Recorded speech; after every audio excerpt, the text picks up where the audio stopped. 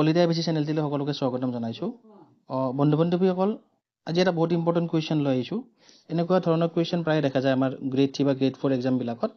গতিকে কুৱেশ্যনটো দিছে এনেকুৱা ধৰণৰ, বাপেক আৰু পুতেকৰ বয়সৰ অনুপাত। আমাক অনুপাতটো দিছে 9:2 আৰু দুয়োটাৰে বয়সৰ যোগফল আমাক দিছে 77। হয়, তেন্তে 5 বছৰ পিছত আমাক পুতেকৰ বয়সটো উলিয়াব দিছে। গতিকে এনেকুৱা ধৰণৰ কুৱেশ্যন আহিলে আপোনালোকে কি কৰিব গাইজ? আপোনালোকে প্ৰথমতে আমাক ইয়াতে কি দিছে? বাপেকটো মই বি বুলি লিখিলোঁ। বাপেক ইছটো পুতেক, হয়নে? বাপেক আৰু পুতেকৰ অনুপাতটো দিছে 9:2। আকৌ টোটেলটো দিছে আমাক 77। গতিকে আমি এনেকুৱা ধৰণৰ কুৱেশ্যন আহিলে কি কৰিব লাগিব? যি গতিকে আমাক ইয়াতে টোটেলটো দিছে, যোগফলটো দিছে, আমি এই যিটো তাৰ ৰেচিঅ' দিছে, ৰেচিঅ'টো আমি প্লাছ কৰিম। ৰেচিঅ'টো প্লাছ কৰিলে আমি পাম 9 + 2 11। মানে যি গতিকে টোটেল দিছে দুটাৰে বয়সৰ, আমি এই 11 ৰেচিঅ'টো মানে কিমানৰ সমান হ'ব? এই 77ৰ সমান হ'ব, হয়নে? 11 ৰেচিঅ'টো যদি 77ৰ সমান হয়, আমি 1 ৰেচিঅ'টো কিমানৰ সমান পাম? আমি এইটো যদি ডিভাইড কৰি দিওঁ 11ৰে, কিমান পাম? কাটাকাটি কৰিলে আমি 7 পাম। মানে 1 ৰেচিঅ'টো 7ৰ সমান। ধৰিব পাৰিছেনে আপোনালোকে?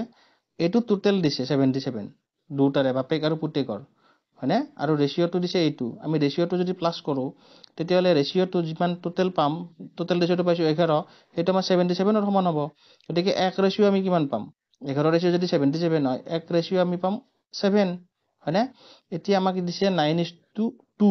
গতিকে 9 ৰেচিঅ'টো কিমানৰ সমান হ'ব? 9 × 7, 63।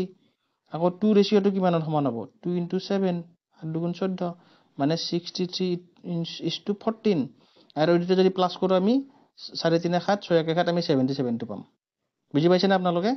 এনেকুৱা কুৱেশ্যন আহিলে আপোনালোকে এনেকৈ কৰিব, মানে দুটা ৰেচিঅ' প্লাছ কৰি দিব, দি পেলাই ডিভাইড কৰি পেলাই আপোনালোকে দুটাকে যদি মাল্টিপ্লাই কৰি দিয়ে, যিটো ওলাই সেইটোৰে, তেতিয়াহ'লে দুটাৰে বয়স আমাৰ এনেকৈ ওলাই যাব। প্লাছ আমাক ইয়াতে সুধিছে এতিয়া 5 বছৰ পিছত পুতেকৰ বয়স কিমান? আমি পুতেকৰ বৰ্তমান বয়স পালোঁ কিমান? 14, এই যিটো 2 ৰেচিঅ', হয়নে? বাপেকৰ বৰ্তমান বয়স পালোঁ 63। এতিয়া আমাক সুধিছে পুতেকৰ 5 বছৰ পিছত কিমান হ'ব বয়স? গতিকে আমি জাষ্ট 14ৰ লগত প্লাছটো প্লাছ কৰি দিলে হ'ল। দিলে কিমান পাম? 19 পাম, 19, হয়নে? এই যিটো অপশ্যন দিছে, গ নম্বৰ অপশ্যনটো 19, সেইটো হ'ব শুদ্ধ আনচাৰ। গতিকে এইবিলাক বেছি টান নহয়, কিন্তু কুৱেশ্যনৰ ধৰণটো আপোনালোকে চাই ল'ব। মানে কুৱেশ্যনটোত কি দিছে, কেনেকৈ উলিয়াব লাগিব আমি।